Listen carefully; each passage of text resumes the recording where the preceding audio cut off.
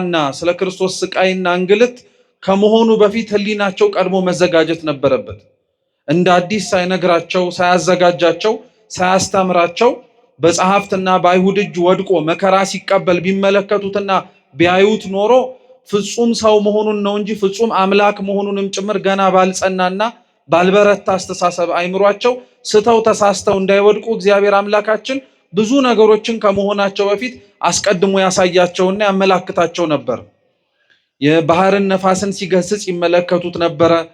ከዛ አልፎም ደግሞ በጣም ብዙ ሺህ ህዝቦችን እርቧቸው ጠምቷቸው ቃለ እግዚአብሔርን ከመስማትና ከማዳመጥ ተበትነው ወደ ገበያ እንዳይሄዱ ያመጧቸውን ጥቂት እንጀራና አሳ እያበረከተ ከአንድም ሁለት ጊዜ ላይ አሳይቷቸው ነበረ። ህሙማንን ሲፈውስ አመላክቷቸዋል። ድውያንን ጭምር ደግሞ በሽታቸውንም ሲወስድ አመላክቷቸዋል። ያን ሁሉ ጌታችን ኢየሱስ ክርስቶስ ያደርግና ይፈጽም የነበረው በዋነኝነት ለምንድን ነው?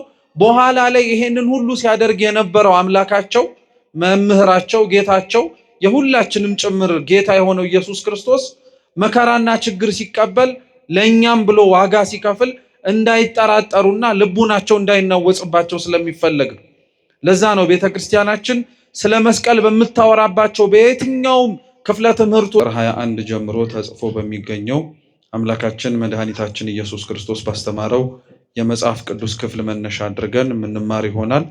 አስቀድሜ የመጽሐፍ ቅዱሱን ቃል ሁላችሁ መስማት እንድትችሉ በንባብ አሰማችሁና ቀጥሎ ወደ ትምህርታችን እንሄዳለን። እግዚአብሔር ከሁላችን ጋር ይሁን። የማቴዎስ ወንጌል ምዕራፍ 16 ቁጥር 21 ከዚያን ቀን ጀምሮ ኢየሱስ ወደ ኢየሩሳሌም ይሄድ ዘንድ ከሽማግሎችና ከካህናት አለቆች ከጻፎችም ብዙ መከራ ይቀበልና ይገደል ዘንድ በሦስተኛውም ቀን ይነሳ ዘንድ እንዲገባው ለደቀ መዛሙርቱ ይገልጥላቸው ጀመር። ጴጥሮስም ወደ እርሱ ወስዶ አይሁንብህ ጌታ ሆይ ይህ ከቶ አይድረስብህም ብሎ ሊገስጸው ጀመር። እርሱ ግን ዘወር ብሎ ጴጥሮስን ወደ ኋላ ይሄድ፣ አንተ ሰይጣን የሰውን እንጂ የእግዚአብሔርን አታስብምና እንቅፋት ሆነህብኛል አለው። በዚያን ጊዜ ኢየሱስ ለደቀ መዛሙርቱ እንዲህ አለ፣ እኔን መከተል የሚወድ ቢኖር ራሱን ይካድ፣ መስቀሉንም ተሸክሞ ይከተለኝ። ነፍሱን ሊያድን የሚወድ ሁሉ ያጠፋታል፣ ስለ እኔ ግን ነፍሱን የሚያጠፋ ሁሉ ያገኛታል። ሰው ዓለሙን ሁሉ ቢያተርፍ ነፍሱን ቢያጎድል ምን ይጠቅመዋል? ወይስ ሰው ስለ ነፍሱ ቤዛ ምን ይሰጣል? የሰው ልጅ ከመላእክት ጋር በአባቱ ክብር ይመጣ ዘንድ አለውና ያን ጊዜም ለሁሉ እንደ ሥራው ያስረክበዋል። እውነት እላችኋለሁ የሰው ልጅ በመንግስቱ ሲመጣ እስኪያዩ ድረስ እዚህ ከሚቆሙት ሞትን የማይቀምሱ አንዳንድ አሉ አለ። ስለ ቅዱስ ቃሉ የአምላካችን የልዑል እግዚአብሔር ስም የተመሰገነ ይሁን። ከቁጥር 21 ጀምሮ እስከ 28 ድረስ ባነበብነው የመጽሐፍ ቅዱስ ክፍል የምናደርገው ቁጥር 24 ላይ ተጽፎ የሚገኘውን የመጽሐፍ ቅዱስ ክፍል ይሆናል። እኔን መከተል የሚወድ ቢኖር ራሱን ይካድ፣ መስቀሉንም ተሸክሞ ይከተለኝ። እስኪ ድገሙት። እኔን መከተል የሚወድ ቢኖር ራሱን ይካድ፣ መስቀሉንም ተሸክሞ ይከተለኝ። የመጨረሻ ሶስተኛ እስኪም በለው። እኔን መከተል የሚወድ ቢኖር ራሱን ይካድ፣ መስቀሉንም ተሸክሞ ይከተለኝ። በዚህ ኃይለ ቃል መነሻነት የምንማር ይሆናል። አምላካችን እንዲያስተምረን በጉባኤያችን ተገኝቶ የሚበጀንን ሁሉ መስማት፣ ማድመጥ፣ መኖር እንድንችል አይነ ልቡናችንን እንዲያበራልን የእርሱ ቅዱስ ፈቃድ ይሁንልን። በቅድስት ቤተ ክርስቲያናችን አስተምህሮ መሰረት መጋቢት 10 ዛሬ ያለንባት ቀን ማለት ነው አምላካችን መድኃኒታችን ኢየሱስ ክርስቶስ ለድህነተ ዓለም ሲል የተሰቀለበት፣ ስቃውን የቆረሰበት፣ ደሙን ያፈሰሰበት ቅዱስ መስቀል በንግስት እሌኒ ቅድስት እናታችን አማካኝነት የተገኘበት ነው። ቤተ ክርስቲያናችን ስለ መስቀል ወይንም ደግሞ መስቀል ተኮር የሆኑ ክብረ በዓላቶች በተለያዩ ወቅታቶች ታስበው ይውላሉ። አንደኛው ዛሬ ያለንበት መጋቢት 10 ነው። መስቀሉ ከተቀበረበት ተቆፍሮ የወጣበት ማለት ነው። ሁለተኛው ቁፋሮ የተጀመረበት መስከረም 16ንም መስከረም 17ንም እንደ አምላካችን እንደ ልዑል እግዚአብሔር ፈቃድ መስቀል ብለን እናከብራለን። ከዛ ውጪ ደግሞ በየወሩ ወረ በገባ በ10 በተጨማሪም ደግሞ ወር በገባ በ27 የጌታችን ኢየሱስ ክርስቶስን ስቅለትን ባሰብንበትም ጊዜም ጭምር ስለ ጌታችን ስለ ኢየሱስ ክርስቶስ መስቀል ቤተክርስቲያናችን ታስባለች፣ ታስተምራለች፣ ልጆቿንም ጭምር እንዲያስታውሱትም ታደርጋለች። ይሄ ሲነበብ የሰማነው የማቴዎስ ወንጌል ምዕራፍ 16 ላይ ያለው ታሪክ ጌታችንና መድኃኒታችን ኢየሱስ ክርስቶስ አስቀድሞ የሚመጣውን ነገር ከመሆኑ በፊት ለደቀ መዛሙርቱ ስለሚቀበለው መከራና ሕማም የተናገረበት ነው። ጌታችን አምላካችን ልዑል እግዚአብሔር ሰው የሆነበት ዋነኛው ምክንያቱ እንደሚታወቀው ለድህነት ዓለም ሲል ነው። አባቶቻችን ሲያስተምሩን እንደነገሩንም ቤተክርስቲያንም እንደምትመሰክረው አምላካችን ሰው የሆነው ሕሙማነ ሥጋን በተአምራቱ ሕሙማነ ነፍስን ደግሞ በቅዱስ ቃሉ ሊያድናቸውና ሊቤዣቸው ነው። ስለዚህ አምላካችን የልዑል እግዚአብሔር የድህነቱ አስኳል ሰው የሆነበትም ዋነኛ ምክንያት እኛ ራሳችን ያጠፋነውንና በእኛ በራሳችን ክፋትና በደል ምክንያት የመጣብንን ነገር በሙሉ ካሳችንን ከፍሎ ሊቤዠንና ነፃ ሊያወጣን። ጌታችን ኢየሱስ ክርስቶስ ታዲያ ሰው ከሆነበት ቅጽበት አንስቶ ደቀ መዛሙርቱንም ጭምር ጠርቶ እንዲከተሉት ተማሪዎቹ እንዲሆኑትም ከጠራበት ጊዜ ጀምሮ አብዛኛውን ጊዜ ላይ ጌታችን ኢየሱስ ክርስቶስ ስለ መከራው በአንድም ይሁን በሌላ መንገድ ይነግራቸው ነበር። ምክንያቱም ደቀ መዛሙርቱ ራሳቸው ስለ ክርስቶስ መከራዎቿ ውስጥ ስለ ክርስቶስ መከራና ጭንቅ በምትሰብክበት በዛው አንደበቷ ኃያልነቱን፣ አሸናፊነቱን፣ አምላክነቱን፣ ሁሉን ቻይነቱንም ጭምር አብራ ትናገራለች። የሰው ልጅ ሕሊና ካልጸና በመንፈስ ቅዱስም ጭምር የታደሰ ካልሆነና ካልበረታ በቀር የክርስቶስ ሕማም እንኳን ደርሶ ቀርቶ ሲሰማ ራሱ የሚያስደነግጥ ስለሆነ ነው። ለዛ ነው ጌታችን ኢየሱስ ክርስቶስ ከመሆኑ በፊት አስቀድሞ ጸሐፍትና ፈሪሳውያን ሌሎችም በአይሁዳውያን ዘንድ የነበሩት የሚያደርሱበትን መከራና ስቃይ ገና ሳይሆን እንደሚሆንበት ሲናገር ቅዱስ ጴጥሮስ ሰምቶት ይሄ በአንተ አይሁንብህ አለው። ደቀ መዛሙርቱን ክርስቶስ የጠራቸው ከተለያየ ቦታ ነበርና ሁሉም ጥለውት ያላቸውን ነገር በሙሉ ክርስቶስን ሲከተሉት ለጊዜው ጌታችን ኢየሱስ ክርስቶስ የሚሰጣቸውን በመናፈቅ ነበር አብረውት የነበሩት። ሲያበላ ሲያጠጣ፣ ሕሙማንን ሲፈውስ፣ ሌሎችንም ነገሮችንም ሲያደርግ ምናልባት ከእሱ ጋር አብረው በመዋልና በማደራቸው ተማሪዎቹ ደቀ መዛሙርቱ በመሆናቸው ከሱ የሆነ ነገር እናገኛለን ይከፈለናልም ጭምር ብለው ተስፋ ያደረጉ ነበር። እንደ ቅዱስ ጴጥሮስ አይነቶቹ ደግሞ ትርጓሜያችን እንደሚናገረው ስልጣን እናገኛለን ራሱ ብለው ይጠብቁ ነበር። ክርስቶስ ግን ደቀ መዛሙርቱን የጠራቸው ካሉበት ቦታ ሁሉ አብረውት መኖር እንዲችሉ የሰበሰባቸው ምድራዊ የሆነ ስልጣን እንዲሰጣቸው አልነበርም። ለዛም ብሎ የጠራቸው ማናቸውም አልነበርም። ይልቁኑ እንዲያውም ክርስቶስ ደቀ መዛሙርቱን ከዛ ዓለማዊ ከሆነው ሕይወታቸው ጠርቶ ወደሱ አብረውት መኖር እንዲችሉ የጠራቸው እሱ የተቀበለውን መከራ መቀበል እንዲችሉ ነበር። ስለዚህ ቅዱስ ጴጥሮስ በጊዜው ይሄ ስላልገባው ስለ ጌታ መከራና ስቃይ ከራሱ አንደበት ሲሰማ ይሄ በአንተ አይሁንብህ አለው። ሹመት ሽልማቱ የሚቀርበት መስሎት ጌታችን ኢየሱስ ክርስቶስ በሚደርስበት ለኛ ብሎ በሚከፍለው በምንም አይነት ዋጋ ውስጥ የተሰበሰቡት በሙሉ ከሱ መከራ ውስጥ የሚካፈሉትና የሚያገኙት ነገር የሌለ ስለመሰለው በአንተ አይሁንብህ አለው። የጌታችን የኢየሱስ ክርስቶስ መከራውን፣ ስቃዩን፣ እንግልቱን የምታስበው ቅድስት ቤተክርስቲያን ለዛ ነው መስቀል ብላ ስትጠራ ብዙ ነገሮችን አካታ ነው የምታነሳው። መጀመሪያ መስቀል ብለን ስንናገር የምናነሳው ወይም ስለ መስቀል ስታወራ ቤተክርስቲያን የምታስተምረው ስለ ክርስቶስ ነው። ስለምን አልኳችሁ? ስለ ክርስቶስ ነው። መስቀልን ከክርስቶስ ክርስቶስን ከመስቀል ወንጌልም ለያይቶ ስለማያሳየን መስቀል ብለን ስናወራ ሁሌም ስለ ክርስቶስ እናወራለን። አምላካችንን ጌታችን ኢየሱስ ክርስቶስንም ስንጠራው በአንጻሩ ደግሞ አብረን መስቀልንም ጭምር እናስታውሳለን። ሁለቱም የሚለያዩ ነገሮች ስላልሆኑ ነው። ለዛ ነው መስቀል ብለን መጀመሪያ ስናወራ የምንናገረው ክርስቶስ አምላካችን ስለተቀበለው ሕማምና መከራ ነው። ቅዱስ ጴጥሮስ እንዳልኳችሁ ይሄ ክርስቶስ የተቀበለውን እቀበለዋለሁም ጭምር እያለ ይናገር የነበረው መከራ ለሱ ሊያሰጠውና ሊያስገኘው የሚችለው ምድራዊ ሹመት ስለሌለ አይሁንብህ አለው። ክርስቶስ ግን ይሄንን ሁሉ ሊያደርግ የነበረበትና ሐሳብም ጭምር ኖሮት ወደ ምድር የወረደው ለቅዱስ ጴጥሮስና ለወንድሞቹ ምድራዊ ሹመትና ሽልማትን ለመስጠት አልነበረም።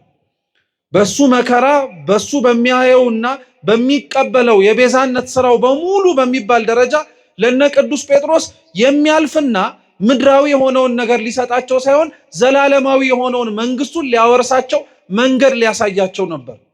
ለዛ ነው ጌታችን ኢየሱስ ክርስቶስ በመስቀሉና በተቀበለው ሕማም በሙሉ እሱ ካልሆነ በቀር ሊያደርገው የማይቻለውን ነገር በሙሉ አድርጎልን።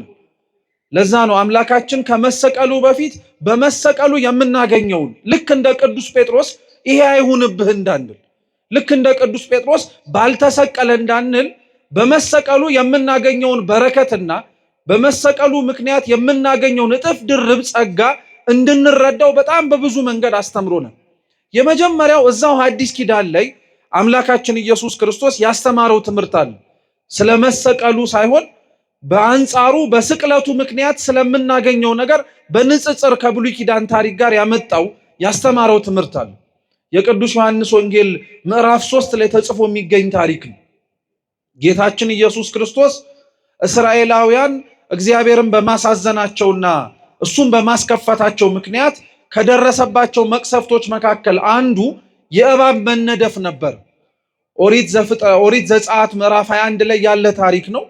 ታሪኩ እንደሚያስረዳውና እንደሚናገረው ከሆነ እስራኤላውያን እግዚአብሔር ያደርግላቸው የነበረውን ከሰማይ መና ማውረዱን በምድርም ካለ አለት ላይ ንጹህ የሆነ ውሃንም ጭምር ሰጥቷቸው መጠጣቱ ልቡናቸውንና ስጋቸውን ጭምር ብቻ ሳይሆን ነፍሳቸውንም ሊያረካላቸው አልቻለም ነበር እና እግዚአብሔርን በጣም ያሳዝኑት ነበር።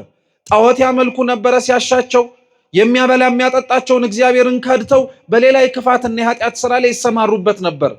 ስለዚህ እግዚአብሔር አምላክ ከላይ ከሰማያት መና ወርዶ ሊያበላን ይችላልን ብለው ባሙትና በተናገሩ ጊዜ ላይ መና ማውረዱን አወረደላቸው።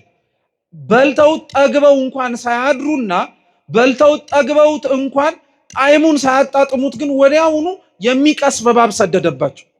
ሁሉንም ሰኮናቸውን እየነደፈ በጣም ብዙ ሺህ ሰዎች በዛች ዕለት ላይ ረገፉ። ወዲያውኑ ያሙትና እግዚአብሔርንም ጭምር በንግግራቸው ያሳዘኑት እስራኤላውያን መሪያቸው ለነበረው ለሙሴ ሄደው ጠየቁት። እባክህ ጸሎትን አድርግልን፣ ለምንልን፣ እግዚአብሔር ከዚህ ከመጣብን የእባብ መቅሰፍት እንዲታደገን እባክህ ጠይቅልን አሉት። ሙሴም ወደ እግዚአብሔር ጸለየ። ህዝቡን እንዲያድን፣ ህዝቡን እንዲምር፣ ይቅር እንዲላቸው ማለደላቸው። እግዚአብሔርም ለሙሴ አዘዘው፣ ከነሐስ የተሰራ እባብ በዓላማ ወይንም ደግሞ ከፍ ባለ እንጨት ላይ ሰቅለህ ለህዝቡ እንዲመለከቱት አድርጋቸው። ያንም በተመለከቱትና ባዩት ጊዜ ላይ እባብን የተነደፉት በመርዙም ጭምር ሊሞቱ የተቃረቡት በሙሉ ይድናሉ አለ። ጌታችን ኢየሱስ ክርስቶስ ይሄን ታሪክ ጠቅሶ ስለ ራሱ መሰቀል ከመሰቀሉ በፊት ነግሯቸው ነበር። ይሄን ታሪክ ያነሳው ለምን መሰላችሁ? የመሰቀሉን ጥቅም ማወቅ እንዲችሉ ነው። እስራኤላውያን ቀስፏቸው ከነበረና ሰኮናቸውን እየነደፈ ከመጣባቸው እባብ የዳኑት ሙሴ የሰራውን ከነሐሱ የተሰቀለውን ከፍ ብሎ የተንጠለጠለውን እባብ ተመልክተው ነበር። ዛሬ ይሄ እባብ በነገራችን ላይ ለብዙ አይነት የቤተ ክርስቲያን ምልክቶች ወይም ዓለማዊ የሆኑ ቦታዎችም ይጠቀሙታል። ለምሳሌ በቤተ ክርስቲያናችን ብፁዓን አበው ሊቃነ ጳጳሳት ይጠቀሙታል። የሊቃነ ጳጳሳቱን ወይም ደግሞ ቅዱስ ፓትርያርኩን በትረ ሙሴ የተመለከታችሁት ከሆነ ከላዩ ላይ የነሐስ እባብ የሚመስል እባብ ምልክቶች አሉ። ታሪኩ የሚመነጨው ከዚህ ነው። ታሪኩ የሚመነጨው መነሻ ምክንያቱም ይሄን ነው። ይሄን ታሪክ የገባው ሰው ቅዱስ ፓትርያርኩ የሚይዙት የበትረ ሙሴ ምሳሌነቱና ዓላማውም ይረዳል። ከቅዱስ ፓትርያርኩ ውጪ ደግሞ ይሄ በዓላማ የተሰቀለውን እባብ ሌላ ቦታ ብትፈልጉት የምታገኙት ፋርማሲ ነው። ፋርማሲ ስትገቡ ወይ በፋርማሲ ታፔላ ላይ አይታችሁ አታውቁም? የቆመ እንጨት ላይ የተንጠለጠለ ወይም የተጠመዘዘ እባብ ቆሞ እና ብዙ ሰው ግራ ይጋባል። እባቡን ከፋርማሲው ጋር ምን አገናኙ? እባብ እኛ የምናውቀው መርዝ ሲኖረው ነው። ነድፎ ሰውን ሲያጠፋና ሲገድል ነው። የሚመጣበትም ሰው ሲጸየፈውና ዞር በልልኝ ብሎ ሲያባረው አሊያም ቀጥቅጦ ሲገለው ነው የምናውቀው። ይሄኛው እባብ ግን የተለየ ምስጢር ስላለው ይሄኛው እባብ አንደኛ ከነሐስ የተሰራ ነው። የነሐሱ እባብ ልክ እስራኤላውያንን ነድፏቸው ሕይወትን እንዲያጡ ሞት እንዲመጣባቸው እንዳደረገው እባብ መርዝ የሌለው እባብ ነው አንደኛ። ሁለተኛ ይሄኛው እባብ ከፍ ብሎ የተሰቀለ እባብ ነው። ያኛው መሬት ላይ እየሄደ ወይንም ደግሞ በመሬት ላይ እየተመላለሰ ሰኮና ሲነድፍ የነበረ ነው። ይሄኛው ግን ከፍ ብሎ የተሰቀለ እባብ ነው። ሶስተኛ ይሄኛውን እባብ እየተመለከቱትና እያዩት የሚሸሹት የሚርቁት ነው። ይሄኛው እባብን ግን በነሐሱ የተሰራውንና በዓላማ ላይ የተሰቀለውን ግን ለማየት የሚናፍቁት ነው የሚሸሹት። ስላዩትም ጭምር ደግሞ መዓትና መቅሰፍት ይመጣብናል የሚሉት አይደለም። ይሄ የተሰቀለው የነሐሱ እባብ የክርስቶስ ምሳሌ ነበር። የነሐሱ እባብ የክርስቶስ ምሳሌ ነበር። እንዳልኳችሁ የነሐሱ እባብ መርዝ የለው። ክርስቶስም እንደዚሁ ሁሉ ንጽሐ ጠባይ ያላደፈበት ኃጢአትም ጭምር የሌለበት ንጹህ አምላክ ለመሆኑ ምሳሌ ነው። እየሰማችሁ ነው? ንጹህ አምላክ ለመሆኑ ምሳሌ ነው። ሁለተኛው የነሐሱ እባብ የተሰቀለው ምኑ ላይ ነው? እንጨት ላይ ነው፣ ከፍ ብሎ ነው። የነሐሱ እባብ ኃጢአት የሌለበት ኃጢአተኞች የሆኑትን ወይም ደግሞ በመርዝ የተነደፉት ግን አይተውት የሚድኑበት ከፍ ብሎ የተሰቀለበት እንጨት ደግሞ መስቀል ነው። ለዛ ነው እንዳልኳችሁ ቅድም ክርስቶስን ከመስቀሉ መስቀሉን ከክርስቶስ መለያየት አይቻልም። እባቡንና ዓላማውን ራሱ አንድ ላይ ነው የተመለከትነው። እባቡ ለብቻ፣ በአንጻሩ ደግሞ የተሰቀለበትም ከፍ ብሎ የታየበትም ዓላማ ለብቻ ሆኖ አይደለም። ዓላማ እያለን የምንጠራው እንጨቱን ነው። እሺ እየሰማችሁ ነው? ዓላማ ብለን የምንጠራው እባቡ ከፍ ብሎ የተሰቀለበትን እንጨቱን ነው። ተለያይተው ሳይሆን ስንት ሆነው ነው ያየናቸው? አንድ ሆነው ነው የተመለከትናቸው። አንድ ሆነው ነው ያየናቸው። ስለዚህ እባቡ ለክርስቶስ ምሳሌ ሲሆን መርዝ አለመኖሩ ክርስቶስ ኃጢአት እንደሌለበት ማስተማሪያ ሲሆን ያ እባቡ የተሰቀለበት እንጨት ደግሞ የምን ምሳሌ ነው አለ?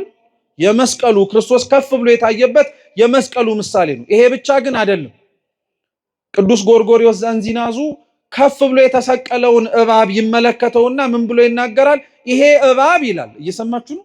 ይሄ እባብ ልክ እንደዛኛው እንደተናደፈው እና መርዝም እየረጨ እንደገደለው እባብ አይነት እባብ አይደለም ይልና ይሄኛው እባብ መከራ፣ ስቃይ፣ እንግልት ብታቀርቡበት አይሰማውም ይላል። አሁን ለምሳሌ የነሐስ እባብ ተሰርቶ ልክ ህይወትና እንደሚንቀሳቀሰው እባብ ብትመቱት ይሰማዋል? ምን ስለሆነ ነው? የነሐስ እባብ ስለሆነ ነው አይደል? እና ቅዱስ ጎርጎርዮስ ምን ይላል? የነሐሱን እባብ ስትመቱት ህመሙ አለመሰማቱ እንደዚሁ ሁሉ ምንን ለማጠየቅ ነው ይላል። እግዚአብሔር አምላካችንም መከራውን፣ ስቃዩን፣ እንግልቱን ተቀብሎ ብትመለከቱት እንደዚሁ ተራ ሰው ነው ብላችሁ እንዳታስቡት። ህማሙ አለመሰማቱን ልክ የነሐሱን እባብ ስትመቱት ህማም አይሰማውም እንዳላችሁት ሁሉ በመለኮታዊነቱ በእግዚአብሔርነቱም ጭንቅና መከራ ላለመድረሱ ማሳያ ነው ይላል። ቅዱስ ኤፍሬም ሶርያዊ ደግሞ የተሰቀለውን እባብ እየተመለከተ ምን ይላል? ይሄ የተሰቀለው እባብ ህይወት የሌለው እባብ የሞት ምሳሌ ነው ይላል። ክርስቶስ ያሸነፈው በመስቀሉም ድል ያደረገው ምልክት ነው ብሎ ይናገራል።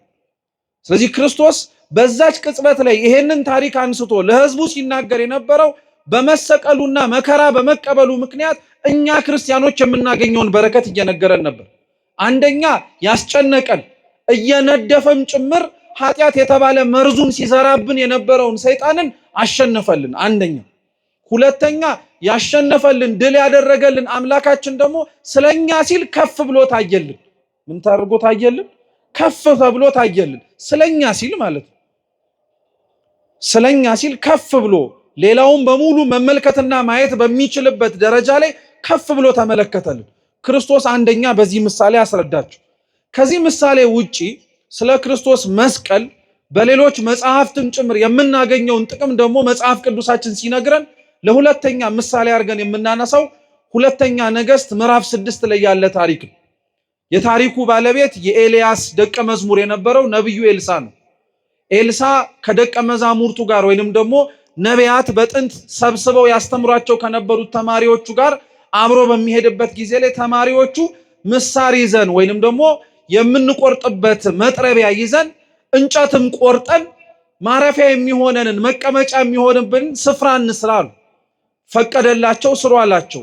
ከደቀ መዛሙርቱ መካከል አንዱ በያዘው መጥረቢያ እንጨት ሲፈልጥ አቅራቢያው የነበረ ሐይቅ ወይንም ደግሞ ባህሩ የታቆረ ውሃ ስለነበረ ወዲያውኑ ይፈልጥበት የነበረው መጥረቢያው ወደ ውሃው ገባበትና ሰጠመበት።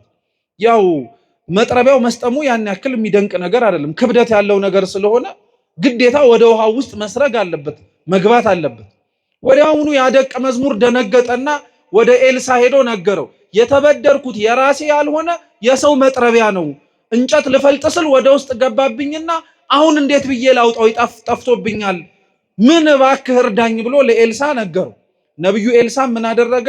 ከዙሪያው መካከል ከነበሩት የእንጨት ቅርፊቶች ወይም እንጨት አነሳና ባህሩ ላይ ጣለው። እየሰማችሁ ነው? ባህሩ ላይ ሲጥለው ኤልሳ የጣለው እንጨት ወደ ውስጥ ሰረገ። የሰረገው ብረት ደግሞ እንጨቱ ወደ ውሃው ውስጥ ሲገባ ከፍ ብሎ ወጣ።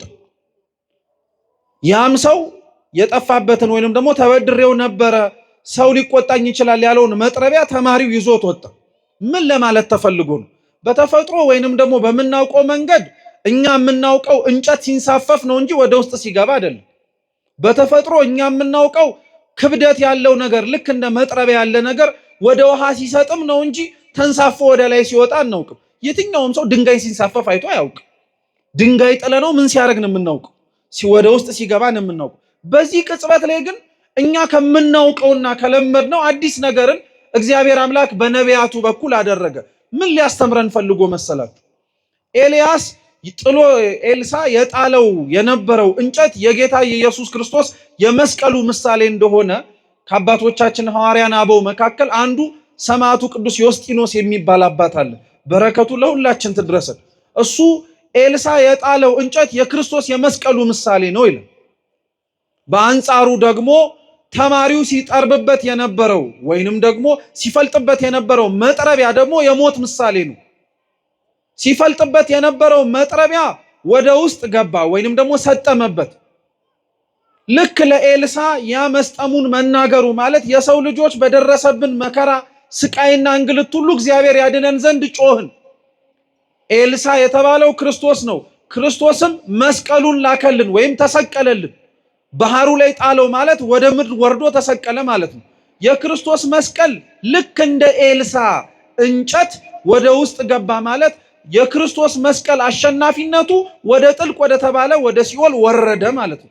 በሱ የመስቀሉ የቤዛነት የማዳን የመውረድ ስራ ደግሞ እኛ ውስጥ የነበር ነው መጥረቢያዎቹ የተባልን ኃጢአተኞቹ ምን አድርገን ወጣን ማለት ነው? ከፍ አድርገን ተንሳፈን ወጣን ማለት ነው። ስለዚህ የክርስቶስ መስቀል ምን ጥቅም አገኛችሁ? ምንስ ጥቅም ሰጣችሁ ተብለን ብንጠየቅ ሲኦል ውስጥ የነበርነውን ሁሉ ልክ እንደ መጥረቢያው ከፍ ብለን እንድንወጣ አደረገ እንላለን። እስኪ ከሲኦል አስወጣን በሉ። ከሲኦል አስወጣን ማለት ነው። ስለዚህ ይሄም ጴጥሮስ ስላልተረዳ ጌታ ሆይ ይሄ በአንተ አይሁንብህ ብሎ ተናገረ።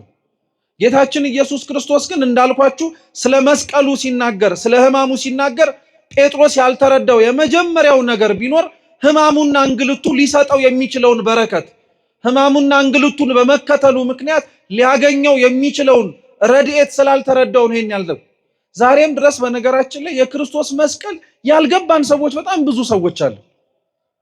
የክርስቶስ መስቀል የድህነት ስራው የፈጸመው የቤዛነት ስራ በሙሉ ምን ማለት እንደሆነ ትርጉሙ ያልገባን ማለት ነው። ትርጉሙ ያልገባን ማለት በነገራችን ላይ ክርስቲያኖች መሰቀሉን የማናውቅ ለማለት አይደለም። ሕማም መቀበሉን ለኛ ጭምር ያልተረዳን ለማለት አይደለም። እሱ የተረዳውና የገባው ሰው ህይወቱ በሙሉ ዋጋ እንደተከፈለለት ሆኖ ነው መኖር ያለበት። መስቀሉ አልገባንም የምንለው አኗኗራችን ዋጋ እንደተከፈለለትና አምላክ ህይወቱን ሰጥቶ የኛን ሞት እንደወሰደልን አይነት አይደለም።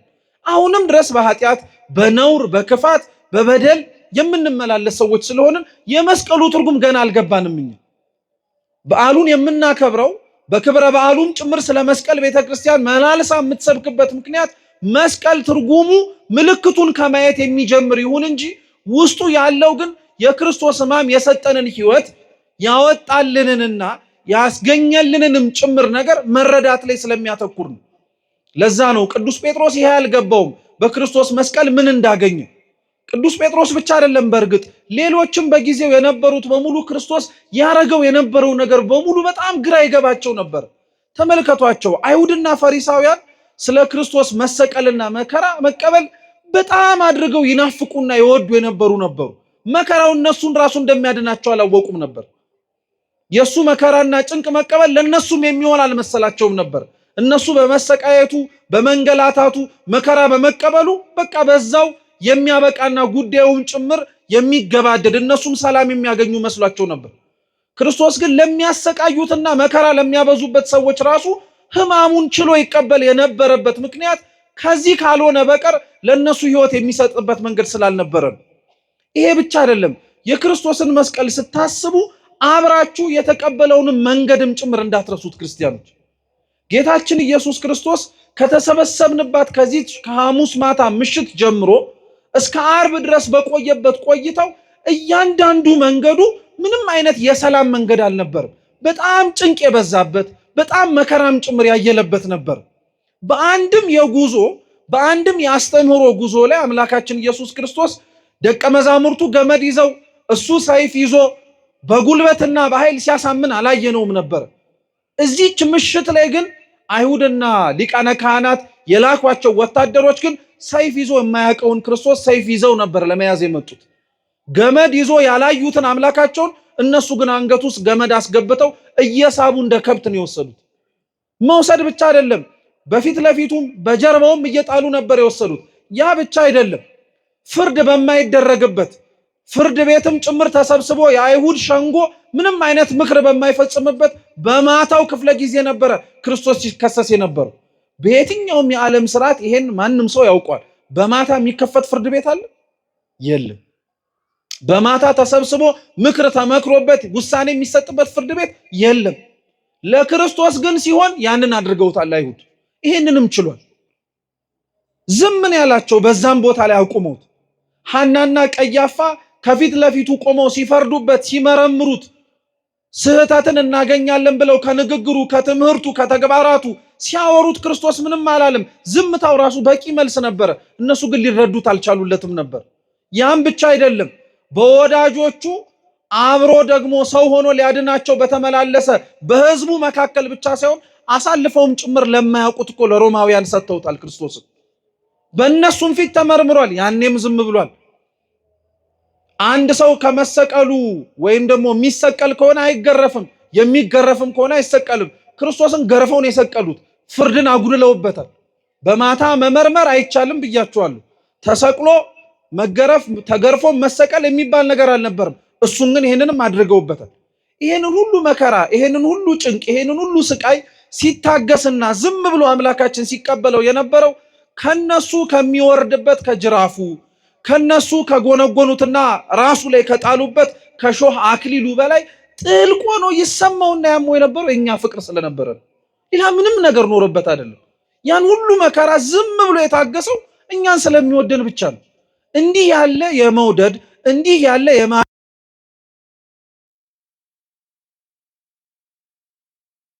የማድረግልንም ጭምር ይሄንን አምላካችን ብቻ ነው ያደረገው። እና ቅዱስ ጴጥሮስ ብቻ አይደለም እንዳልኳችሁ፣ ሌሎችም ይሄም ያደረገውን ድርጊት አልገባቸውም ነበር። ሰቅለውት ርቃኑን ምራቃቸውን ሲተፉበት ሰዎችም ሰብስበው እንኳን ሲያሰድቡት እንኳን በመስቀል ላይ ተሰቅሎ ሳይራሩለትና መከራ ሲያበዙበት እንኳን ጌታችን ኢየሱስ ክርስቶስ ዝም ያላቸው ስለ ሰው ፍቅር ግድ ስለሚሉ ይሄ አልገባቸውም ነበር። ስለዚህ ልክ እንደ ቅዱስ ጴጥሮስ እንዳልኳችሁ ይሄ አይሁንብህ የሚል ሰው ካለ ስለ ክርስቶስ መከራ መስቀል መቀበልና ስለ መስቀሉም ጭምር ስለሚመጣበት ነገር በሙሉ ያለ መረዳት ያለ ማወቅ በመስቀሉ ያገኘውንም ሕይወትም ጭምር ያለ መረዳት ምክንያት ጌታችን ግን ቅዱስ ጴጥሮስ ለተናገረው ቅዱስ ጴጥሮስም ደግሞ አይሁንብህ ላለው የመጀመሪያው ንግግሩ የመለሰለት መልስ በጣም የሚደንቅ ነበረ። ሂድ ወግድ አንተ ሰይጣን ያለው ጴጥሮስን አልነበረም እንደዛ ሲል የነበረው። የጴጥሮስ ንግግር ሹመት እንዳይርቅበት የተናገረው ይመስልኛል እንጂ በውስጥ ታዋቂነት ይወራ የነበረው ሌላ ነገር ነበር። የክርስቶስን አለመሰቀል መከራ ለመቀበል ይወድ ይናፍቅ እንዳይሆን ይፈልግ የነበረ ቢኖር ሰይጣን ብቻ ነው፣ ሌላ ማንም አይደለም። ሌላ ማንም አይደለም። ለመስቀል ጠላቱ ሰይጣን ብቻ ነው።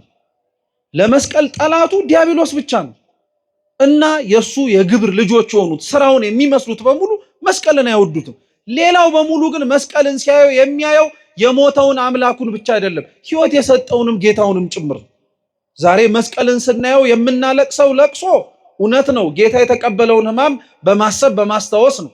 መስቀልን አይተን የምንደሰተው ደስታ ግን የኛ ሞት ርቆ ሕይወትን ያገኘ ነው በምኑ አማካኝነት ስለሆነ ነው? በመስቀሉ ብቻ ስለሆነ ነው። በመስቀሉ ብቻ ስለሆነ ነው። ስለዚህ ወግድ አንተ ሰይጣን አለው። ይሄ አንተ ሐሳብ አይደለም ቅዱስ ጴጥሮስ አለው። ከኛ ሐሳብ እንግዳ የሆነ ከኛ ሐሳብ ውጪ የሆነ ምንም አይነት ነገር ሲመጣ በነገራችን ላይ ወግድ አንተ ሰይጣን እንላለን። መጽሐፈ መነኮሳት በነገራችን ላይ ለዚህ ምስክር ነው። ክርስቲያኖች በጸሎት ሰዓት፣ በተመስጦ ሰዓት፣ በቅዳሴ ሰዓት ቅዱስ ንባብ በሚያነቡበት ቅዱሳት መጽሐፍትን በሚመረምሩበት ሰዓት ሰይጣን ከሚፈትናቸው ፈተናዎች መካከል አንዱ የሐልዮ ፈተና ነው፣ የሐሳብ ፈተና ነው። እነሱ ያላሰቡትን እንዲያስቡ ሊሆን ይችላል። አለበለዚያ ደግሞ የስድብ ቃላትን ጭንቅላታቸው ውስጥ ያመጣባቸዋል። በጣም ብዙ ክርስቲያኖች በዚህ ይቸገራሉ። እንዲህ ሲሉ መጽሐፈ መነኮሳት ሁለት ነገሮችን እንድናደርግ ያዘናል። አንደኛ በትምህርተ መስቀል አማትባችሁ ልክ ክርስቶስ ለቅዱስ ጴጥሮስ እንዳለው ወግድ አንተ ሰይጣን በሉ ይላል። ሐሳቡ የእናንተ ሳይሆን የማን ስለሆነ? የጠላት ስለሆነ። ሁለተኛው ደግሞ የእመቤታችንን ጸሎት እንድንጸልይ ያዘን። እርሱም አንዲት ቃል ናት። በነገራችን ላይ ነፍሴ እግዚአብሔርን ታላቅ ታደርገዋለች የምትለው አትገርም? እቺን ጸሎት ብቻ አድርጓት ይላል መጽሐፈ መነኮሳት። ምክንያቱም የነፍሴ እግዚአብሔርን ታላቅ ታደርገዋለች የሚለው የእመቤታችን የጸሎቷ የመጀመሪያው ሐረግ የቅድስና ምልክትም ጭምር። ሰው በስጋው በተለያየ ነገር እግዚአብሔርን ሊያከብር ይችላል። ጾሞ ጸልዮ ሰግዶ መጽውቶ መከራንም ጭምር ተቀብሎ ነፍሴ እግዚአብሔርን ታከብረዋለች ማለት ነፍሴ ከኃጢአት ተለይታ ለእግዚአብሔር ባሪያው ሆና ትገዛለታለች ማለት ነው። ያን የቅድስና ደረጃ ያን የቅድስና ጸሎት የጸለየችውን የድንግል ማርያምን ቃል ድጋሚ ክርስቲያኖች ሲደግሙበት ይህንኑ ስለማይፈልገው ጠላትም ይርቃቸዋል። ስለዚህ ክርስቶስ መጀመሪያ ለቅዱስ ጴጥሮስ ሐሳቡ ያንተ ስላልሆነ ይሄን ሐሳብ ያሳሰበህን ሰይጣን ይራቅ ካንተ አለ። ሁለተኛ በዛው ንግግር ውስጥ ሊነግረው የፈለገው ነገር ደግሞ ምንድነው? ይሄ የኔ መሰቀል መውረድ መወለድ እኔ አሁን የተናገርኩት ሳይሆን ትላንትና በነቢያቶችም ጭምር ሳስነግር የነበረ ነው። ስለዚህ አንተ አይሁንብህ እያልክ የምትናገረው ነገር ለአንተ አለመጥቀም ብቻ ሳይሆን የነቢያትንም ትንቢት ሐሰተኛ ያስብለዋል። ለጴጥሮስ ጥቅም ተብሎ ለጴጥሮስም ጭምር በእጄ ተብሎ የሚፈርስ የሚናድ የሚሻር የነቢያት ትንቢት አይኖርም። ሁሉ ሊፈጸም ግድ ስለነበረ ወግድ አንተ አለ። የነቢያት ትንቢት ሊፈጸም ግድ ነው፣ በቃ መፈጸም አለበታል። ክርስቶስ ግን ከዛ በኋላ የሚገርማችሁ ስለ ራሱ መከራና ሕማም ብቻ አይደለም የተናገረው።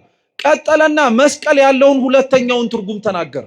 እንዳልኳችሁ መጀመሪያ መስቀሉ ያለው ትርጉም የማንን ሕማም እንድናስብ ነው አልኳችሁ? የማንን? የክርስቶስን ሕማም ማሰብ እንድንችል በዛ ሕማም ውስጥ ያገኘነውን በረከትም ጭምር ተናግረናል። አንደኛው በነሐሱ እባብ ያገኘነውን በምሳሌ ክርስቶስ አስተምሮ የነገረን ነገር ቢኖር እግዚአብሔር አምላካችን የተቀበለው ዕዳ በደላችንን የተሸከመው ንጹሐ ባህሪ ሆኖ ምንም ነውርና ነቀፋ ሳይገኝበት ነው። እሱን እንድናስብ ያደርገናል። በኤልሳ ታሪክ ውስጥ ደግሞ በመስቀሉ ክርስቶስ የመሰቀሉ ምክንያት እኛን ከጠለቅንበት ከገባንበት ከሲኦል አዘቅት ውስጥ ምን አድርጎናል? አውጥቶናል። ይሄ ቢያንስ በትንሹ ልናውቀው የሚገባ በቅዱስ መስቀሉ በጌታችን ሕማም መቀበሉ የምናገኛቸውና የምናውቃቸውም ጭምር በረከቶቻችን ናቸው። መስቀል ግን ከክርስቶስ ሕማም በላይ ቃሉን ስንጠራው የሚወክለው ሁለተኛው ትርጉም ደግሞ ምንድነው? ሕይወት ነው። እስኪ ሕይወት በሉ። መስቀል ክርስቲያኖች ሕይወት ነው። መስቀል ሕይወት ነው። ይሄን የምታውቁት ደግሞ ጌታችን ኢየሱስ ክርስቶስ ወግድ አንተ ሰይጣን ብሎ የጴጥሮስን ቃል የእግዚአብሔር ሐሳብ እንዳልሆነ ከተናገረና ካጸና በኋላ ማንም እርሱን ሊከተለውና መስሎ ሊኖረው የሚፈልግ ሰው ካለ ራሱን ይካድና መስቀሉን ተሸክሞ ምን ያርገኛል?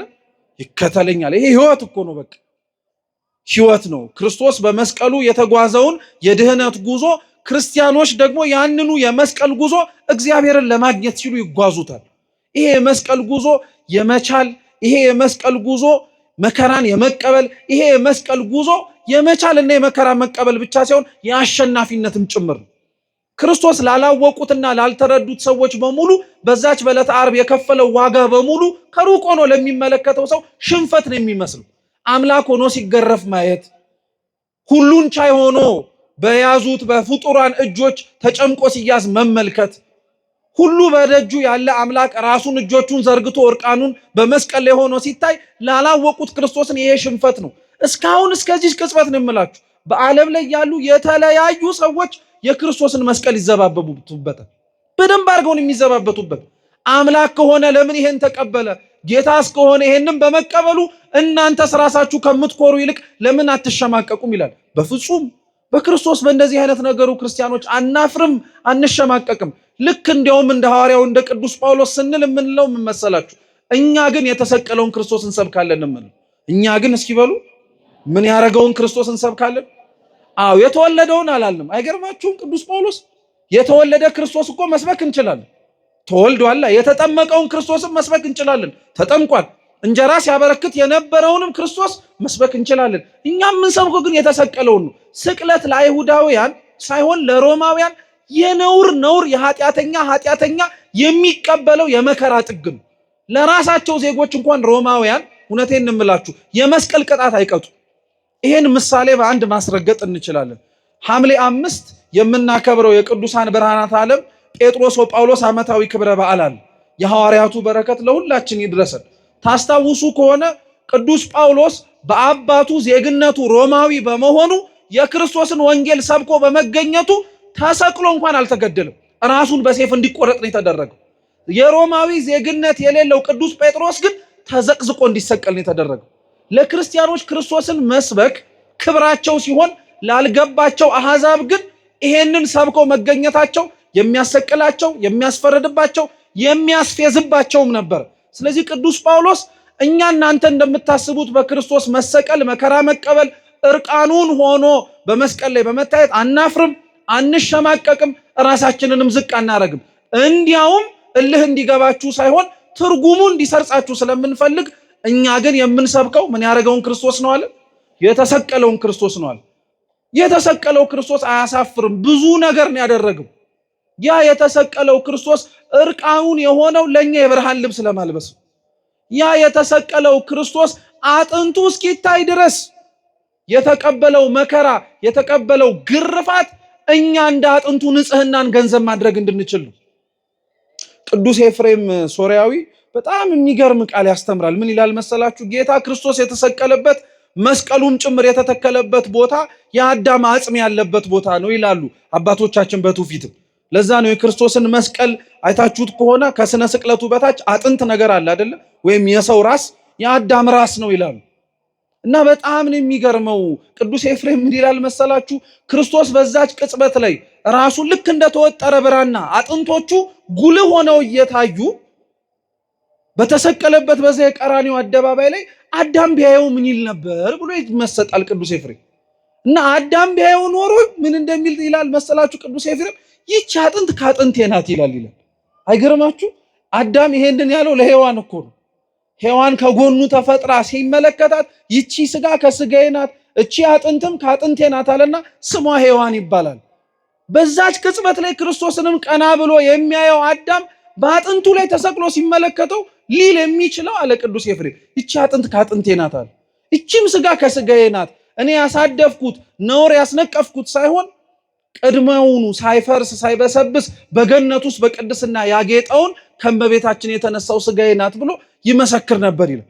ቅዱስ ስምዖን ዘአምድ ደግሞ የዓርብ የሕማማት ጸሎቱ ላይ ምን ይላል መሰላችሁ? ጌታ ሆይ ተሰቅለ ካለህበት በጎልጎታ ላይ ደምህን ካፈሰስክበት ቦታ ላይ በኔም በህሊናዬ ላይ ያንን ንጹህ ደምህን አፍስስልኝ፣ ኃጢአቴን፣ በደሌን፣ ነውሬን ያንጻልኝ ይላል። እግዚአብሔር ክርስቶስ ለሁላችን ይህን ያድርግልን። የክርስቶስ መሰቀል እንዳልኳችሁ ስለዚህ ዋጋ አለው ማለት ነው። ላልገባው ትርጉሙ ላልሰረጸው ለማይረዳው ሰው ነው መነወሪያ፣ መሰዳደቢያ፣ መዘባበቻ፣ አንገትን ማስደፊያና ማሳፈሪያ የሚያደርገው። በፍጹም ይሄ ህይወት ነው ክርስቲያኖች። ይሄንን ህይወትም ክርስቲያኖች እንዲኖሩት ክርስቶስ ይፈልጋል። ስለ ስሙ ስንል እርሱ ለኛ የተቀበለውን መከራ እንድንቀበል ይፈልጋል። ስለ ስሙ ስንል እርሱ ለኛ የተቀበለውን ግርፋት እኛም ለሱ እንድንቀበል ይፈልጋል። ዛሬ አሁን የምንቀበለው ግርፋት በነገራችን ላይ ጅራፍ ተነስቶ ጀርባችን ላይ የሚያርፍ ላይሆን ይችላል። ሰይጣን ግን ከክርስቶስ ሊያርቀን የሚያነሳብን የፍትወት ምኛቷቶች በሙሉ የሚገጣብን የሚያርፍብን ጅራፎች እንደሆኑ አበው ይናገራሉ። ያንን ሁሉ ስለ ክርስቶስ ሲሉ መታገስ፣ ያንን ሁሉ ስለ አምላካችን ሲሉ መዋጥ። እውነቴን እኮ ነው የምላችሁ ክርስቲያኖች፣ አንገታችን ላይ የምናስረው መስቀል ክርስቲያን ለመሆናችን ምልክት ብቻ አይደለም እኮ የኑሯችንም ዘይቤ ጭምር። እንደዛ ነበር መኖር የሚጠበቅብን። እውነተኛ ክርስቲያኖች ሆነን እውነተኛ በመስቀል ላይ የተሰበከውን ስብከትን ኖረ ነው ቢሆን ኖሮ ማንም ሰባኪ ቆሞ ባይሰብክ እንኳን ህይወታችንን አይተው ብዙ ሰዎች መማር ይችሉ ነበር። እኛ አንገታችን ላይ ያሰርነውን መስቀል የሚመስል ግን ህይወት የለንም አብዛኞቻችን። በመስቀሉ ግን የተሰበከው እንዳልኳችሁ የዓለም ድህነት ብቻ ሳይሆን እኛም እንድንከተለው የሚያስፈልገውንም ህይወትም ጭምር። ክርስቶስ ይሄንን ህይወት ለመከተል ደግሞ መስቀሉንም ተሸክሞ አብሮ ለመጓዝ በሚደረገው መንገድ ላይ የመጀመሪያ ቅድመ መስፈርት ያደረገው ነገር ራስን መካድ። እስኪ ራስን መካድ በሉ። አዎ ሰው ራሱን ሳይክድ የክርስቶስን መስቀል መሸከም አይችልም። ቢሸከም እንኳን ይከብደዋል። ራስን መካድ ማለት ምን መሰላችሁ? ራስን መካድ ማለት አንደኛ ራሱ ወንጌላችን ወረድ ብሎ ሲናገር ምን ይላል? ማንም ነፍሱን ሊያገኛት ወይንም ደግሞ ሊያተርፋት የሚወድ ቢኖር ይጣላት ይላል አይደል? ትርጓሜያችን ምን ይላል? ማንም ነፍሱን ሊያተርፍ የሚወድ ቢኖር ራሱን ወይንም ደግሞ ነፍሱን በገራይተ ጥምቀት በጥምቀት ጉድጓድ ውስጥ ይጣላት ይላል። የክርስቶስን መከራ መስቀል ለመሸከም ራሱ የመጀመሪያው ቅድመ መስፈርት ጥምቀት ነው። ምን አልኳችሁ? ጥምቀት ነው። ይሄን እግዚአብሔር ይመስገን በ40 በ80 ቀን አብዛኞቻችን አግኝተነዋል። ከዛ በኋላ ያለው ግን ምንድነው የምትሉ ከሆነ የተጠመቁ ክርስቲያኖች በሙሉ ራሳቸውን መካድ አለባቸው ተብሎ ሲናገር ራስ ወዳድነታቸውን መስቀል አለባቸው ማለት ነው። በቃ ከራሳችሁ በላይ ክርስቶስን መውደድ አለባችሁ ክርስቲያኖች። ከራሳችሁ በላይ፣ ከነፍሳችሁ በላይ፣ ከስጋችሁ በላይ ክርስቶስን መውደድ አለባችሁ። ሁላችንም መውደድ አለብን። ይህ አይነቱ ህይወት ከሌለን እውነቴን ነው የምላችሁ መስቀሉን ራሱ እንደተሰቀለና እንደ ቤተክርስቲያን ምልክት አድርገን ከማየት ባለፈ ህይወት ሊሆነን አይችልም። በቃ አብዛኞቻችን ራስ ወዳድ ነው። አብዛኞቻችን ለራሳችን ጥቅም ብቻ ነው የምንመላለሰው። ካልመሰለን ካልሆነልን ለራሳችንም ዞሮ የሚያመጣው ነገር ከሌለ በፍጹም እንኳን ሰውን ክርስቶስን መምሰል አንፈልግም። ራስን መካድ የመጀመሪያው የክርስቲያኖች ቅድመ መስፈርት ነው። ራሱን ያልካደ ሰው በፍጹም ከክርስቶስ ጋር መኖር አይችልም። ራሳቸውን የካዱ ሰዎች ግን እንዴት ከክርስቶስ ጋር መኖር እንደቀለላቸው ሐዋርያትን ተመልከቱ። ራሳቸውን መካድ መጀመሪያ የጀመሩት ያላቸውን ነገር በሙሉ ጥለው በመከተል። እኛ እኮ ያለንን ጥለን እንኳን ተከትለን ስንመጣ ጥለን ስለመጣ ነው ነገር እንጨነቃለን። ታውቃላችሁ ቅዱስ ጴጥሮስም መንፈስ ቅዱስ ገና ባልወረደነት ሰውነቱ ላይ ታስታውሱ ከሆነ ሁሉን ጥለን ተከተልን እንግዲያውስ ካንተ ምን እናገኛለን ብሎት ነበር። ክርስትና ገና ያልገባን ሰዎች ስለ ክርስቶስ ብለን የተውነውን ነገር በሙሉ ብድራቱን ቶሎ ነው ማግኘት የምንፈልገው። ይሄን ጥዬልህ መጣሁ አትሉ በሉት ለእግዚአብሔር። እርሱ ጥሎልን የመጣው ሰማይ እኮ አለ። አንተ ጥለህለት የመጣው እኮ ቤትህን እኮ ነው፣ ለምን ተመልሰህ የምትገባበት። አንተ ለእግዚአብሔር እኮ ይሄን ጥዬልህ መጥቻለሁ ብለህ ሰው ልታነሳለት ትችላለህ። እሱ እኮ መላእክቱን ትቶልህ ነው የወረደው። አንተ ለእግዚአብሔር ብለህ ይሄን ተውኩኝ ብትል እግዚአብሔር ለአንተ ብሎ የከፈለውን ዋጋ እየጠቀሰ አንድ እኮ መናገር የሚችል አምላክ እኮ ነው። ራስን መካድ መጀመሪያ የሚቀለንና መጀመሪያም ጭምር ውስጣችን እንዲዋሃድ የምትፈልጉ ከሆነ ስለተውነው ነገር በሙሉ ለእግዚአብሔር ይሄን ትቼልሃለሁ አንተ ምን ትሰጠኛለህ አትበሉት። የሚሰጣችሁን እግዚአብሔር ያውቀው። ብድራታችሁን ደግሞ ትታችሁት እንደመጣችሁት አትመዝኑት። እንደ እግዚአብሔር ቸርነት ቢሰጣችሁ ይሻላል። ዜና አበው ላይ ተጽፎ ያለ አንድ ታሪክ አለ። ሰው በራሱም ጭምር ስላደረገው ስለ እግዚአብሔር ዋጋ ብድራቱን እንዴት አድርጎ መቀበል እንዳለበት አስተማሪ የሆነ ታሪክ ነው። አንድ ባህታዊ ናቸው ይባላልና በጣም በተሰነጠቀች ዋሻ ውስጥ ገብተው መራር የሆነ ቅጠል እየበሉ ለረጅም ዓመት ኖሩ። ከ40 ዓመት በላይ ያንን ተጋድሎ ሲፈጽሙ አንድም ቀን የቆሙባት ጠባብ ዋሻ ጠባቸው አታውቅም። አንድም ቀን ሲበሉት የነበረው መራር የሆነ ቅጠል ምሬቱም ተሰምቷቸው አያውቁ። የቆዩበት ጊዜ ርዝማኔ አስለምዷቸው አይደለም፣ የእግዚአብሔር ቸርነት አብሯቸው ስለነበረ ነው። ከዓመታት ቆይታ በኋላ ዋጋቸውን ይሰጣቸው ዘንድ ራሱ መድኃኔ ዓለም ክርስቶስ ተገለጠለት። እንግዲያውስ ወዳጄ እንደ ስራ ልክፈልህ ወይስ እንደ ቸርነት ያለ?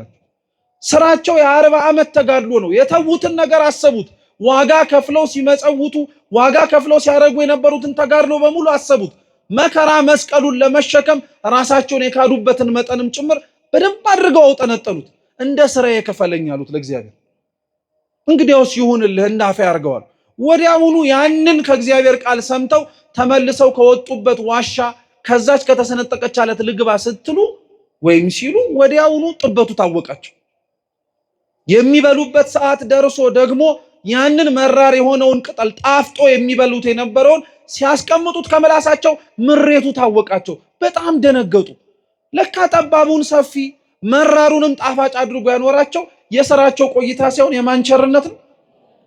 መስቀሉን እንድንሸከም ያደረገን የኛ የመሸከምና የጉልበት አቅማችን ስለበዛ አይደለም፣ የማንቸርነት አብሮ ስላለን። በቃ ቤተክርስቲያን መከራዋን የምትሸከመው ቤተክርስቲያን ስለሚመጣባት መከራ ሁሉ ሳጠፋ ለዘላለም ጸንታ ክርስቶስ መድህኗ መጥቶ ዋጋዋን እስኪሰጣት ሙሽራይቱን እስኪያነሳት እኛንም ሰብስቦ በሰማይ እስኪያስገባን ድረስ መከራ መስቀላችንን የምንታገሰው የምንችልበት አቅም ኖሮን አይደለም፣ የእግዚአብሔር ቸርነት ስለያዘን። 40 ዓመት ድጋሚ ተጋደሉ፣ ድጋሚ መጣ አሁንም። ያኔ ግን እሳቸውን ከስተታቸው ተማሩ። እንደ ስራዬ ልክፈልህ፣ እንደ ስራ ልክፈልህ ወይስ እንደ ቸርነቴ ሲሉ አሁንስ ከስተቴ ተምሬያለሁ እንደ ምንህ ክፈለኝ አሉት። ሁላችንም እግዚአብሔር እንደ ቸርነቱ ይክፈለን። መሸከም የምንችለው መስቀሉን ለዛ ነው ልላችሁ። ትንሽ የሆነውን ነገር መተው ከመጀመር ኋላ የሐዋርያቱን ጉዞ አሁን ይሄ ቃል የተነገረላቸውን ድጋሚ ስታገኟቸው ደግሞ ሁለተኛው ራሳቸውን የካዱበት ጊዜ ደግሞ የትኛው ነው? እድገታቸውስ ወዴት ደረጃ ደረሰ ሲባል ሀብት ንብረታቸውን የተዉት በሙሉ ደቀ መዛሙርቱ እሱን ተከትለው መሄድ ከጀመሩ በኋላ ሁለተኛው ራሳቸውን መካዳቸውን ያስመሰከሩበት ደግሞ ጌታችን መድኃኒታችን ኢየሱስ ክርስቶስ ካረገ በኋላ እዛው ኢየሩሳሌም ጠብቁኝ ባላቸው ጊዜ። እየሰማችሁ ነው? ከክርስቶስ እርገት በኋላ ደቀ መዛሙርቱ 10 ቀን ያህል ከእርገቱ በኋላ 10 ቀን ያህል መንፈስ ቅዱስን እስኪቀበሉ እዛው ኢየሩሳሌም ውስጥ ነበሩ። ይሄ በነገራችን ላይ በምን አይነት ቋንቋ ልንገላችሁ፣ በቃ የጦርነት አውድማ ላይ ነው መሀል ላይ የተቀመጡት፣ ቢገኙ የሚገደሉበት ማለት ነው። ሲወጡ ራሱ እህል ለመግዛት ተደብቀው ነው የሚወጡት። ቢገኙ በአደባባይ እነዚህ በጥባጮች የክርስቶስን ወንጌል እየሰበኩ ህዝቡን ያመሱት እነሱ ናቸው ተብለው ይፈረድባቸው ነበር። ትላንት ንብረታቸውን ተው፣ አሁን ደግሞ ህይወታቸውን ትተው ተፈራረዱ በእግዚአብሔር። በቃ አንተ እንደምታረገን አርገናል። ከዛ መንፈስ ቅዱስ ደግሞ ወረደላቸው። ተደብቀው ፈርተው ራሳቸውን ክደው ስለ ክርስቶስ አሳልፈው የሰጡት እኒህ ደቀ መዛሙርት ጌታችን ኢየሱስ ክርስቶስ ቃል የገባላቸው መንፈስ ቅዱስ ከወረደላቸው በኋላ ግን የፈሩባቸው ቦታዎች ላይ ቆመው ማስተማር፣ የተሳቀቁባቸው መድረኮች ላይ ስለ ክርስቶስ መስበክን ቋሚ አገልግሎትና ህይወታቸው አደረጉት። ራሳቸውን የሚክዱበትን የመጨረሻውን ደረጃ ያሳዩ ማለት ነው። ዛሬ በጥቂቱ ስለ ክርስቶስ ያልታመነ በጥቂቱ ስለሱ ብሎ የሆነች ነገርን መተው ያለመደ ሰው ነገ እንዴት ህይወቱን ሊሰጥ ይችላል ብላችሁ ታስባላችሁ? እውነቴን ነው የምላችሁ። አብዛኞቻችን በጥቂቱ ለክርስቶስ አልታመንለት። በዚህ በምድራዊውና ሰማያዊውን ስርዓት በያዘችው በቤተ ክርስቲያን ውስጥ ለህግ ለስርዓቱ ካልታመንን እንዴት አንገትን የምንሰጥ ይመስላችኋል? ጊዜያችንን ለመስጠት ካልታመንለት እንዴት ህይወታችንን የምንሰጠው ይመስላችኋል? በጥቂቱ የታመነ በብዙ እንደሚሾም ነው መጽሐፍ የነገረን። ለዛ ነው የመከራ መስቀሉንም ጉዞ ህይወትንም ለመሄድ ለሚፈልጉ ሰዎች በሙሉ ከምንም ነገር በፊት መጀመሪያ ራሳቸውን መካድ እንዲችሉ ነው ክርስቶስ የነገራቸው። ሁላችንም ይህንን ማድረግም ደግሞ ግዴታችን ነው። በነገራችን ይህን ማድረግ ግዴታ ኃላፊነታችን ነው። ይሄ ነው ህይወት ማለት ለክርስቲያኖች። በቃ የመስቀል ጉዞ ምንድነው ተብለን ብንጠየቅ ይሄንን የምናስበው ራስን የመካድ ክርስቶስ ራሱን ክዷላ ለኛ ሲል አምላክነቱን በግልጥ አድርጎ አላሳያቸውም። መከራውን ተቀብሎ ስቃዩን ተቀብሎ ችሎት ለኛ ሲል ታሞ በሚያሰቃዩት ሰዎች ፊት አቅም እንደሌለው ተቆጠረ እንጂ እኛም እኮ በሚያሰቃዩን በሚያንገላቱን ዋጋ በሚያስከፍሉን ሰዎች ፊት እኮ አቅም የሌለን ተደረገን የምንቆጠረው። እኛ ግን እንናደዳለን፣ እኛ ግን እንበሳጫለን። እኛ ግን ለምን ይሄ ሆነብን፣ ጉልበታችንን አቅማችንን ድምጻችንን ማሰማት አለብን እንናገራለን። ክርስቶስ ግን ይሄን አላደረገም ነበር። ስለኛ ሲል መናቅን፣ ስለኛ ሲል አቅም የሌለው ሆኖ መቆጠርን ወደደ፣ ፈቀደ። በቃ በዚህ መንገድ ነው ሊያገኘን የሚችለው። በትዕቢት የወጣነውን በትህትና መልሶ ለማስገባት፣ በእብሪተኝነት ከሱ የራቅነውን በፍጹም ፍቅር ደግሞ በገመድ አስሮ ለማስገባት የክርስቶስ ይህን መንገድ መከተል ግድ ነው። እኛም ክርስቲያኖች የምንከተለው መንገድ ይህንን ነው። ለዛ ነው የክርስቶስ መስቀል ሕማሙን ብቻ ሳይሆን ሕይወትንም ጭምር ያስታውሰናል። ሶስተኛው ስለ ክርስቶስ መስቀል ሲባል ጭንቅላታችን ላይ መምጣት ያለበት ደግሞ ነገር ምንድነው ተብሎ ቢጠየቅ ራሱ ክርስቶስ የተሰቀለበት መስቀል እንጨቱ ማለት ነው። ቅዱስ ዮሐንስ አፈወርቅ ኦሪት ዘፍጥረት ምዕራፍ 3 ላይ ያለውን ታሪክ ባጭሩ ሲያስቀምጠው ምን ይላል? የሰው ልጅ ከእግዚአብሔር ጋር ሲጣላ ሳይስማማ ቀርቶም ጭምር ከገነት ሲባረር ዋጋ ያስከፈሉት ነገሮች 3 ናቸው ይላል። አንደኛው ሞት ይላል። እስኪ ሞት በሉ። ሞት ነው። ሁለተኛው ድንግል ናት። እስኪ ድንግል በሉ። ሶስተኛው ደግሞ እንጨት ነው። እስኪ እንጨት በሉ። ስለነዚህ 3 ምክንያት ይላል ቅዱስ ዮሐንስ አፈወርቅ እንኖርበት ከነበረበት ገነት ተሰደን ወጣናል። ሴቲቱ ምክረ ከይሲን በመስማቷ ምክረ ከይሲን የሰማችው ሴቲቱ ከባለቤቷ ጋር እንጨት የተባለ በለስን በመቅጠፏ እንጨት የተባለ በለስን በመቅጠፋችን ደግሞ የመጣብን ሞት ከእግዚአብሔር ጋር አለያየናል። ያንኑ ያለያየንን መስመር ያለያየንን መንገድ ግን አምላካችን ሰው ሆኖ ለካሳ ሲመጣ በሙሉ አስተካከለዋል። እንዴት?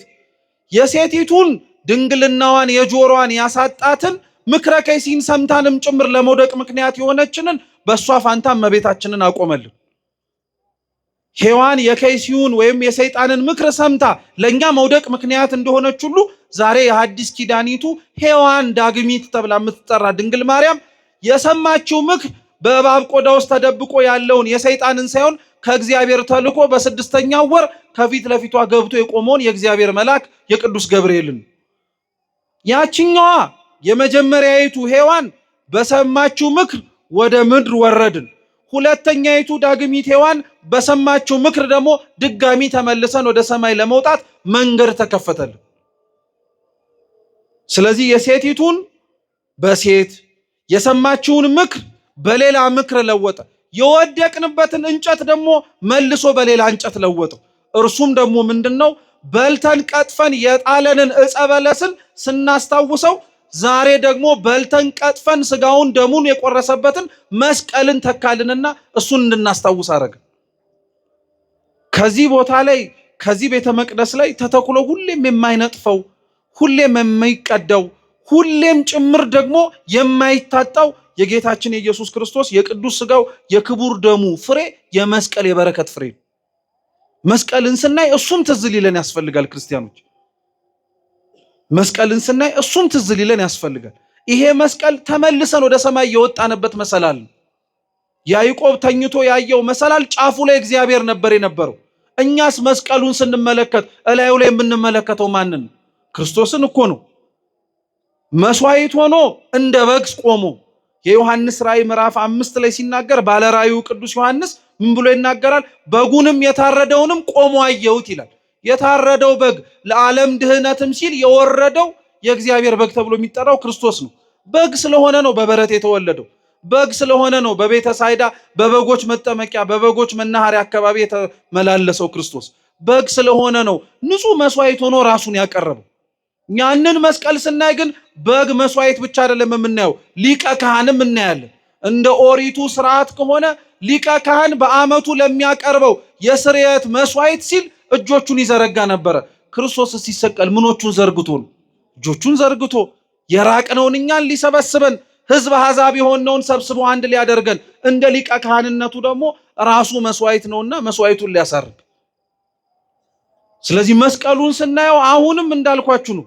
መስዋዕት ይታየናል። መስዋዕቱን የሚቀበለውም አካል ይታየናል። በአንጻሩ ደግሞ መሰዊያውን መስቀሉም ጭምር ይታየናል። አንገታችሁ ላይ ያለውን መስቀል ስታዩት ግን ይሄ ትዝ ይላችሁ ይሆን? ይሄ መስቀል እኮ አንገታችን ላይ አንጠለጠል ነው። ይሄም ትዝ እንዲለን እኮ ነው። በጉ ትዝ እንዲለን ክርስቶስ። ይሄን መስቀል ስንመለከተው ሊቀ ካህኑ ክርስቶስ ኃጢአታችንን ያጠፋልን፣ ያስተሰርይልን፣ ያስማረን አምላካችን ትዝ እንዲለን እኮ ነው። ክርስቲያኖች መስቀላችን አንገታችን ላይ እኮ የተደረገው የህልውናችንም ጉዳይ ስለሆነ እኮ ነው። እግራችን ላይ አላረግነው፣ ከፍ ብሎም ግንባራችንም ላይ አላንጠለጠለው፣ አንገታችን ላይ ነው ያደረገው። አንገት ከሰውነታችን ቢቆረጥ ህይወት እንደሌለን ሁሉ መስቀሉ ከኛ ከተለየም ህይወት ስለሌለን እኮ ነው። ስለዚህ የክርስቶስ መስቀል የተሰቀለበት ህይወት ነው። ክርስቶስ የተቀበለው መከራና ጭንቅ ህማምም ለኛ ህይወት ነው። ጌታችን ኢየሱስ ክርስቶስ ለኛ ያሳየንም የመስቀሉን ጎዳና እንድንከተል ያደረገንም መልሶ ለኛ ህይወት መስጠት ነው። ስለዚህ ቀን ስንሰበሰብ በዚህ ቀንም ተሰብስበን ስንመካከር ስንማርም ጭምር ክርስቲያኖች ህይወት የተከፈለልን ዋጋ የተከፈለልን እግዚአብሔር አምላካችን ኢየሱስ ክርስቶስ ለሁላችንም ጭምር ሲል የምላችሁ ክርስቲያኖች አደራ፣ ማንንም ለይቶ አይደለም፣ ለሁላችንም ጭምር ሲል ዋጋ የተከፈለልን ሰዎች መሆናችንን አትዘንጉ። ዋጋ የተከፈለበት ህይወት ያለው ሰው ደግሞ እንደዚሁ ነው መኖር ያለበት። ያንን ህይወት መኖር እንድንችል አምላካችን በቸርነቱ በምሕረቱ ይርዳን። ራሳችንን መካድ እንድንችል አምላካችን ይፍቀድልን። ይሄንን መንገድ ካልተከተልን መስቀሉ ላይ ያለውን ቅዱስ ስጋውን ክቡር ደሙን ከክርስቶስ እጆች ካልተቀበልን ይሄንኑ የህይወታችን አካል መሆኑን አምነን መሮን ካልቻልን በጉ ድል አድርጎ ክርስቶስ ከገባበት መንግስትስ እንዴት ልንገባ እንችላለን? ክርስቲያኖች ይሄን ሁሌ ለራሳችን እናስበው አደራ። የሰማነውን በአምላካችን በልዑል እግዚአብሔር ቅዱስ ቃል የተመከርነውን ሁሉ በልቡናችን ሰሌዳ ይጻፍልን። አምላካችን መድኃኒታችን ኢየሱስ ክርስቶስ ከመስቀሉ ረድኤት በረከት ሁላችንን የሚክፈል